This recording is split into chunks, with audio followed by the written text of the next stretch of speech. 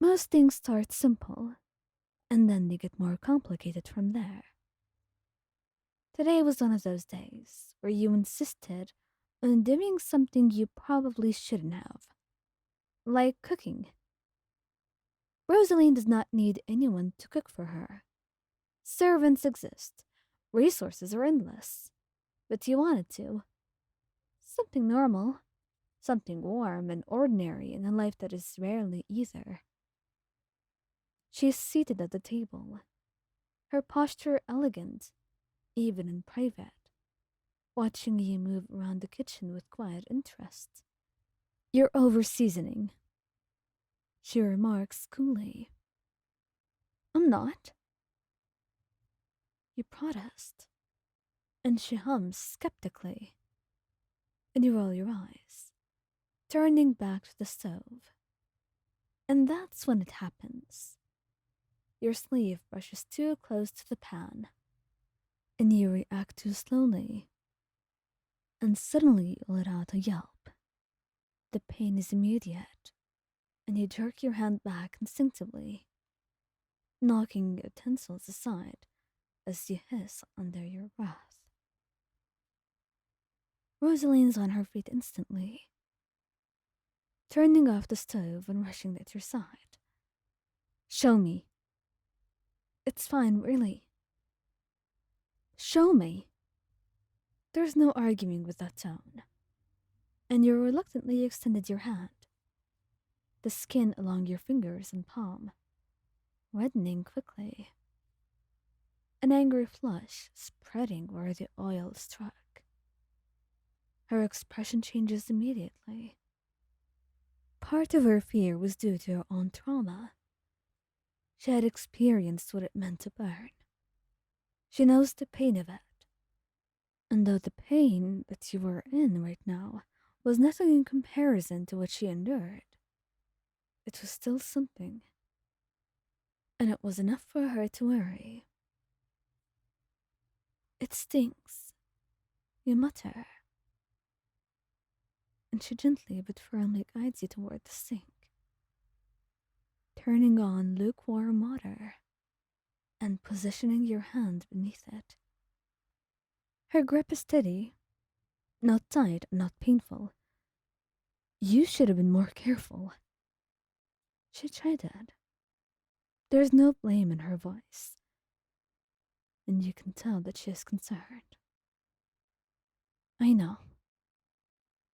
She studies the burn closely, her thumb hovering near your wrist, as if resisting the urge to touch the injured skin.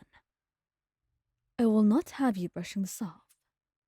Burns are not trivial. It's pretty small.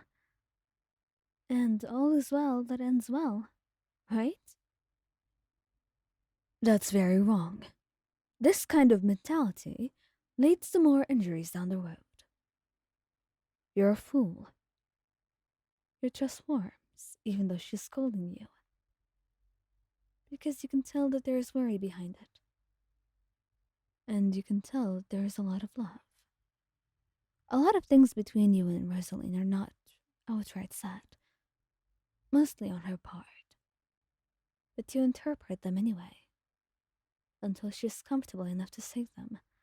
But most of the time, she finds herself unable to be forward, having gone so long without being so. And once she's satisfied the skin is cooled enough, she leads you to sit down. She retrieves ointment herself, doesn't call for anyone else, and kneels in front of you. Rosaline, be still, and preferably be silent. You find yourself gulping and baying immediately. It wasn't like you could just disobey her like that. She applies the ointment carefully, her movements precise and gentle. And most people would never believe that this gentleness is coming from someone like her. But you do. You've experienced it before. Many, many times. Her fingers barely graze your skin, but when they do, they're careful. Featherlight. You didn't have to get up so fast. You murmur. And she doesn't look at you. Did I tell you before that you're an idiot? Of course I did. It was just a burn, Rosalyne. Her hands pause, and she lifts her eyes to yours. Burns are, well, they can be unpredictable. I would be a fool not to worry. The words hang heavier than expected, and you find yourself actually silenced by them. And you think of how much you worried her, of what she must have remembered, what she must be reminded of. And you understand, at least a part of it. It seems to make sense. More so now that you remember what happened to her before. I'm sorry for worrying you. You should be sorry to yourself. Next time, be more cautious. Or actually, there won't be a next time. Huh? What do you mean? I mean that there won't be a next time. You are banned from the kitchen. You pout. That's just unfair, Rosalyne. It was one time. And it will be the last time. I will not have you sustaining any more burns in my kitchen. And also, your food isn't worth it. I'm sorry to tell you, but it isn't that good. She says, and you feign hurt. But you can't help but laugh a little bit. Unable to even be mad around her. Because in all honesty, your food, as much as you tried, really wasn't that good. Especially compared to what Rosalyne ate on a daily. She had servants and many people who were very willing to please her. So your food, on the other hand, wasn't that good. And honestly, you wouldn't eat it yourself. So it just felt a little bit more like torture to feed it to her. Fine. But I will not tolerate this for long. You say. And she glares at you. And immediately you back down.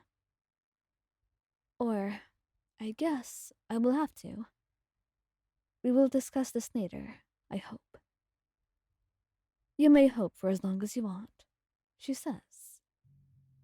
And that's when you know that your case is truly hopeless. Because she has set her mind on something, and Rosalyne does not back down.